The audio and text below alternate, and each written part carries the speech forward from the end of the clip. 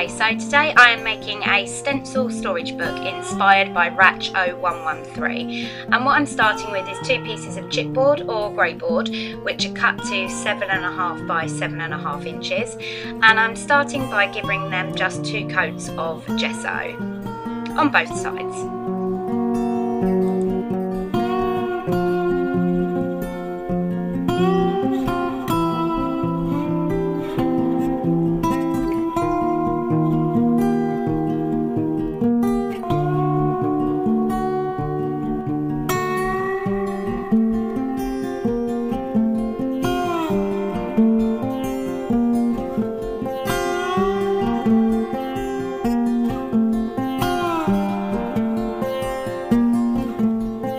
Now I'm just making sure that the edges are also covered, because the edges are also going to be visible, and as this is just standard grey board, it is grey around the edges the same.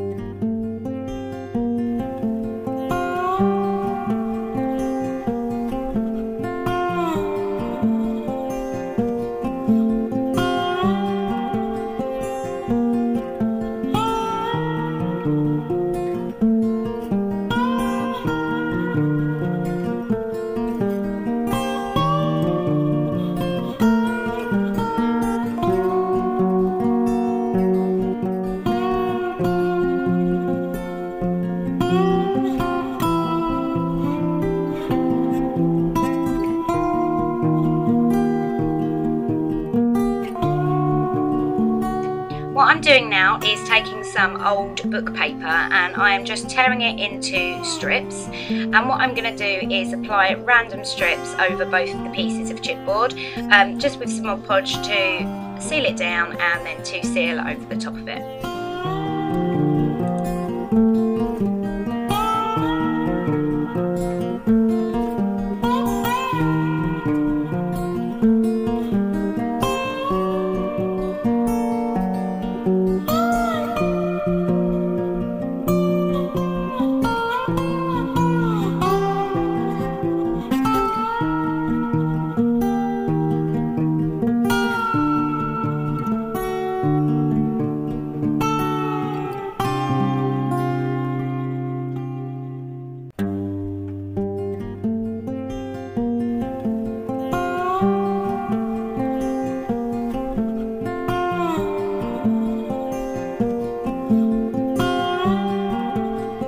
And now I'm just flipping the pieces of chipboard over so I can just cut off the excess book paper from around the sides and around the back.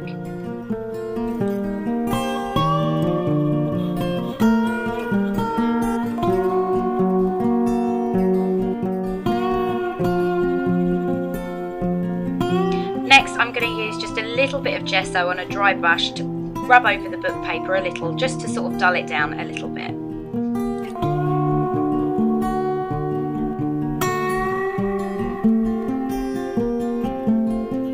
Now once it's dry, onto the fun part. I am using Twinkling H2Os by Lumiere in Chiffon Pink, Bashful Blue and Plum Blossom to give my piece some colour, and in order to make these work you just need to spray some water in them, and what I hadn't realised here at this first bit is that they actually weren't wet enough at this time, so I did have to add some more water to them later to make the colours a bit more vibrant. But they're watercolour paints, so they blend really well together, and I'm just adding all 3 colours just in random spots all over the chipboard.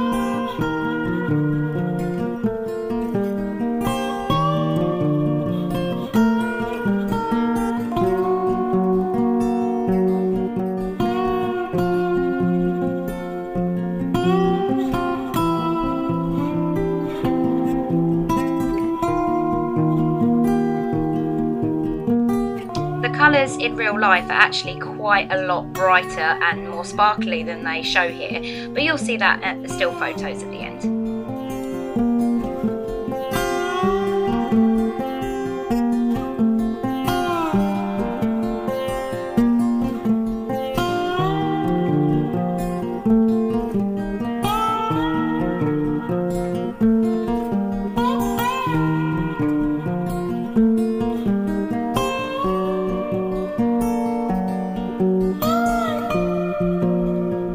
Now I am taking some corrugated cardboard and I'm just ripping it into shreds, and what I'm going to do once I've dried these paint colours is I'm just going to add them on in random places. As you can see, I'm tipping the chipboard up a little bit, and that's just to make the colours sort of run, to give some nice drip effects and also to run into each other. Here I'm taking a Crafter's Workshop stencil and I'm just using some texture paste just to go around the top of that stencil on the bits that look a bit like drips. And I'm going to do that on both pieces of chipboard, but I'm going to have one going down and one going up.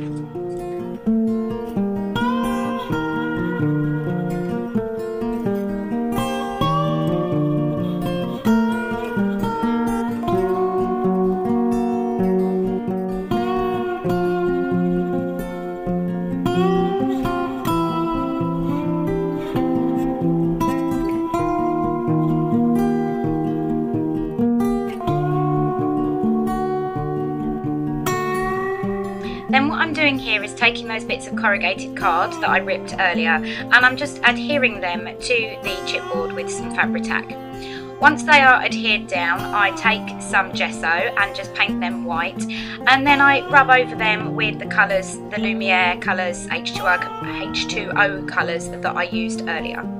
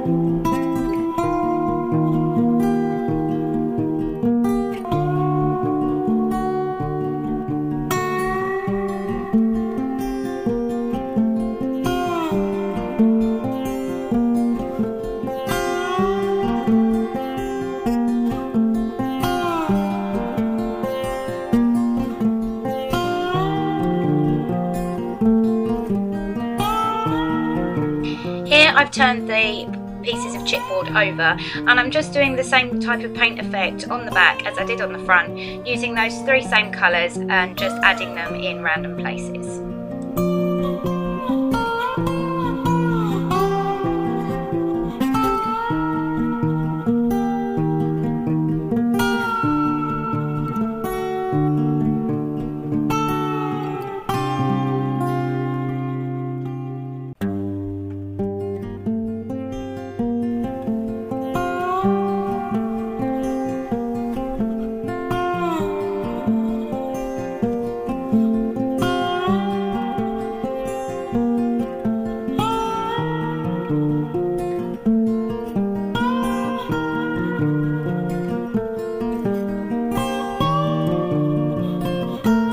Again, I'm just tipping the chipboard up and banging it down on the desk a little just to make the colours run a little bit into each other.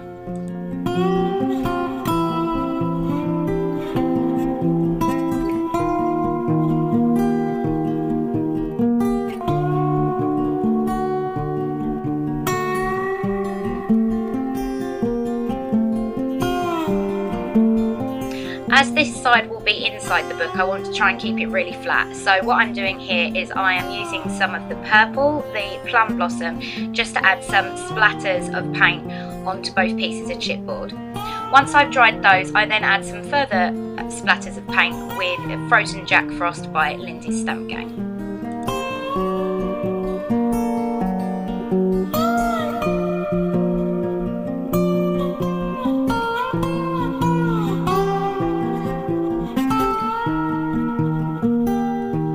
I've flipped the pieces of chipboard back over, and I'm now doing what I told you about earlier. I'm just going over the corrugated cardboard that I painted with gesso with the same colours that we used in the background.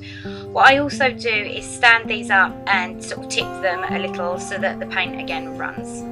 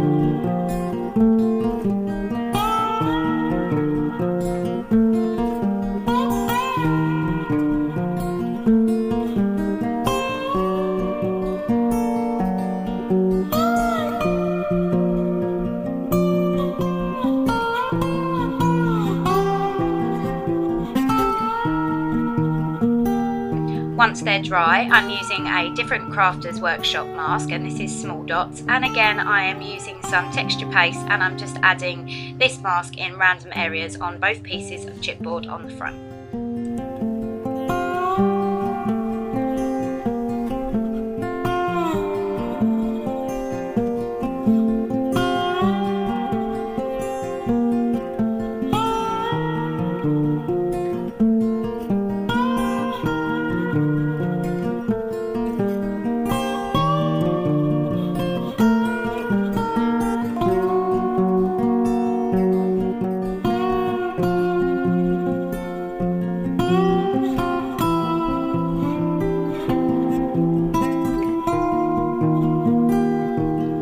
Now I'm using the Frozen Jack Frost to add some splatters again, the same as I did on the other side.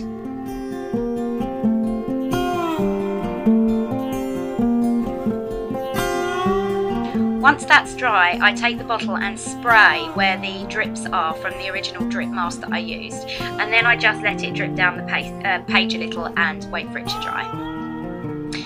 After this, I actually coat the back sides with Mod Podge, and what I learned from this is that you have to do this when it's 100% dry, so you have to leave it overnight. If not, it will actually pull the colours up from the page and make them kind of lumpy.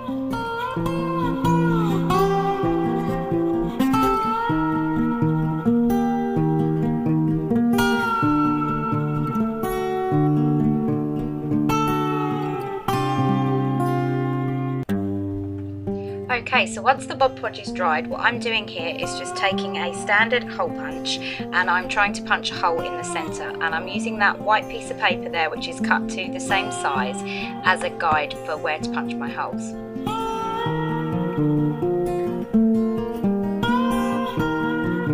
Once the holes are punched, I'm just using some binding rings in the holes just to see how well this will open and close. I'll probably swap these ones out for some bigger ones later. Next, I'm taking some mixed media burlap letters from the Paper Studio, and I'm just using the white paint dabble on those just to dull them down a bit, also so that I can give them a bit of colour later.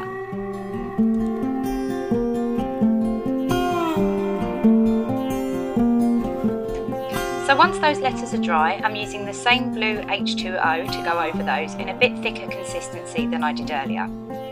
And then while they're drying, I'm going to use some Prima flowers and some Wild Orchid Crafts leaves to just give a bit of design to the front of my book. I don't want too much though, and I'm trying to keep it relatively flat because this is a book that I'm either going to keep on a shelf or in a drawer.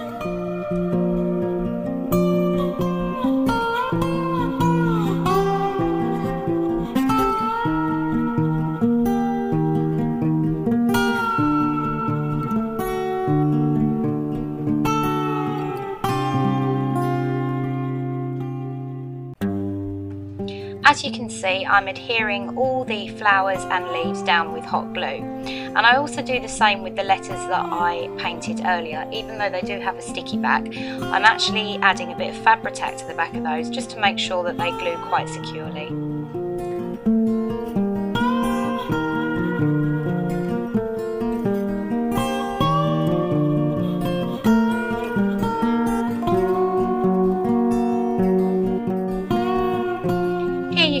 I've just positioned the letters where I feel I want them to be on the front of the book, and I'm adhering them down.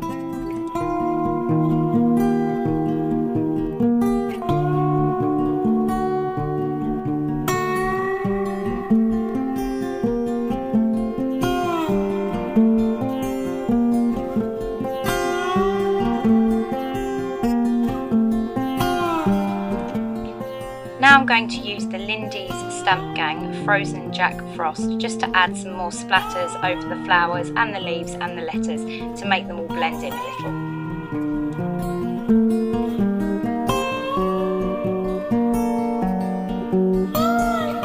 Here I'm grabbing some 7-inch record sleeves, and I'm using the same piece of paper with a line down the middle just to punch a hole in those record sleeves, and I actually put a few too many through the first time so the holes didn't work very well.